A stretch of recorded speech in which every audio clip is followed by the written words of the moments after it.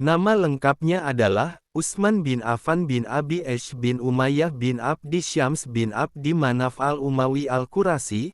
Pada masa jahiliyah ia dipanggil dengan Abu Amr dan pada masa Islam nama julukannya kunyah adalah Abu Abdillah. Dan juga ia digelari dengan sebutan Zunnuraini, dikarenakan beliau menikahi dua puteri Rasulullah Shallallahu alaihi wasallam yaitu Ruqayyah dan Ummu Kaltsum.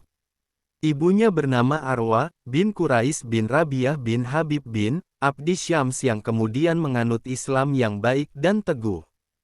Keutamaannya, Imam Muslim telah meriwayatkan dari Aisyah, seraya berkata, pada suatu hari Rasulullah sedang duduk di mana paha beliau terbuka, maka Abu Bakar meminta izin kepada beliau untuk menutupinya dan beliau mengizinkannya, lalu paha beliau tetap dalam keadaan semula terbuka. Kemudian Umar minta izin untuk menutupinya dan beliau mengizinkannya, lalu paha beliau tetap dalam keadaan semula terbuka. Ketika Utsman meminta izin kepada beliau, maka beliau melepaskan pakaiannya untuk menutupi paha terbuka. Ketika mereka telah pergi, maka aku Aisyah bertanya, "Wahai Rasulullah, Abu Bakar dan Umar telah meminta izin kepadamu untuk menutupinya dan engkau mengizinkan keduanya, tetapi engkau tetap berada dalam keadaan semula, membiarkan pahamu terbuka, sedangkan ketika Utsman meminta izin kepadamu, maka engkau melepaskan pakaianmu, dipakai untuk menutupinya."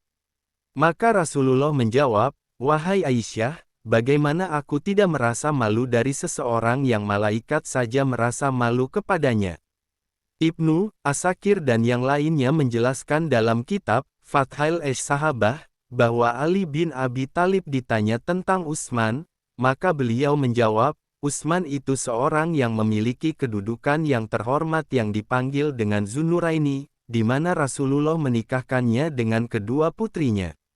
Perjalanan hidupnya yang tidak pernah terlupakan dalam sejarah umat Islam adalah beliau membukukan Al-Quran dalam satu versi bacaan dan membuat beberapa salinannya yang dikirim ke beberapa negeri-negeri Islam, serta memerintahkan umat Islam agar berpatokan kepadanya dan memusnahkan mushaf yang dianggap bertentangan dengan salinan tersebut.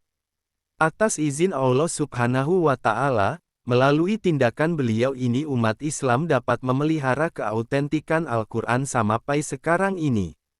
Semoga Allah membalasnya dengan balasan yang terbaik.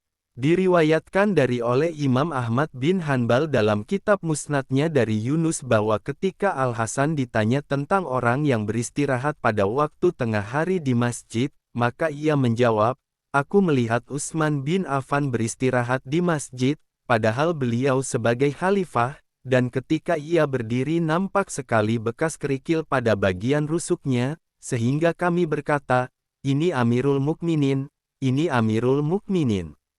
Diriwayatkan oleh Abu Naim dalam kitabnya, Hulyah al-Auliyah, dari Ibnu Sirin bahwa ketika Utsman terbunuh, maka istri beliau berkata, mereka telah tega membunuhnya, padahal mereka telah menghidupkan seluruh malam dengan Al-Quran.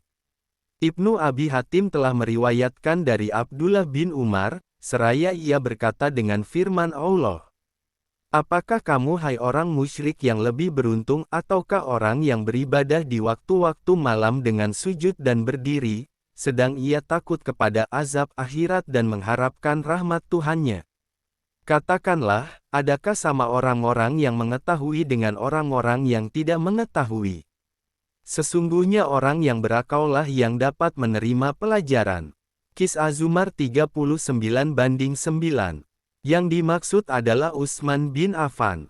Wafatnya, ia wafat pada tahun 35 pada pertengahan Tasyrik tanggal 12 Zulhijjah, dalam usia 80 tahun lebih, dibunuh oleh kaum pemberontak Khawarij.